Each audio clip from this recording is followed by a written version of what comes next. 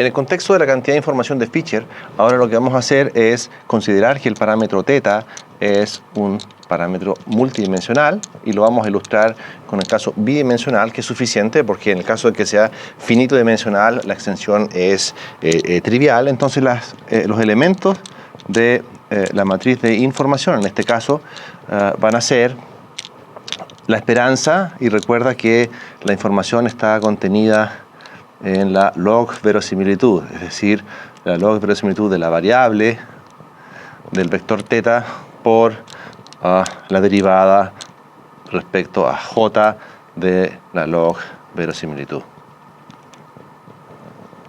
Entonces, esto lo escribimos de esa forma y ese es el elemento ij de la cantidad de información. ¿Te recuerdas que si el i es igual al j, entonces queda esta cantidad al cuadrado, que es exactamente la cantidad de información cuando el parámetro es de dimensión 1?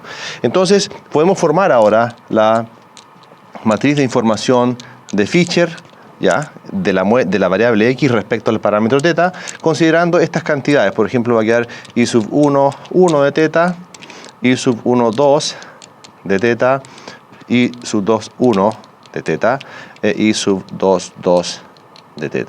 Entonces, cuando el parámetro es bidimensional, la cantidad de información de Fisher es una matriz de 2 por 2. Si es n-dimensional, esto va a ser una matriz de información de n por n. Y si en el caso unidimensional, entonces la cantidad de información es un número real. Entonces voy a hacer algunas observaciones acá.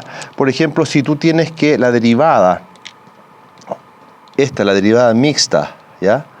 Esta derivada existe, entonces tú sabes que los elementos i sub ij de θ los puedes obtener. Entonces, en vez de usar esta expresión, puedes usar entonces el valor esperado de la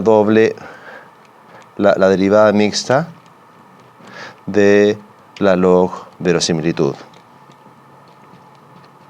De esa forma, y recuerda que aquí va un signo menos. Entonces ahí tenemos una manera, si es que la segunda derivada es simple de calcular, una manera de obtener los elementos de la matriz de información de Fisher usando la segunda derivada de la log verosimilitud.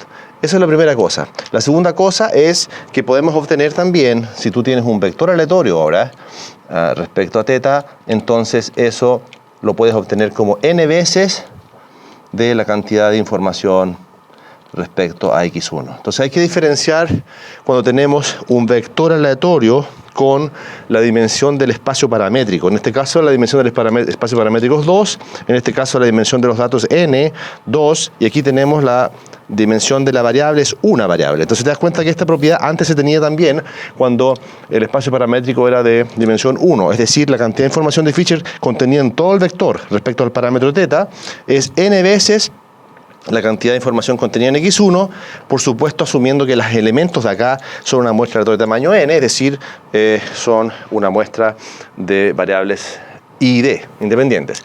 Y la tercera cosa, que es muy importante, es ahora qué sucede si yo tengo t1 y t2, eso es la tercera propiedad, son dos estadísticos o estimadores, ¿ya? Entonces, lo que tú puedes ver es que T1, en este caso, es más informativo que T2, ¿ya? Que T2. Sí, solo sí, entonces, esta matriz que va a ser la cantidad de información de Fisher de T1 respecto a θ, menos la cantidad de información de Fisher de T2 respecto a θ, es semidefinida positiva.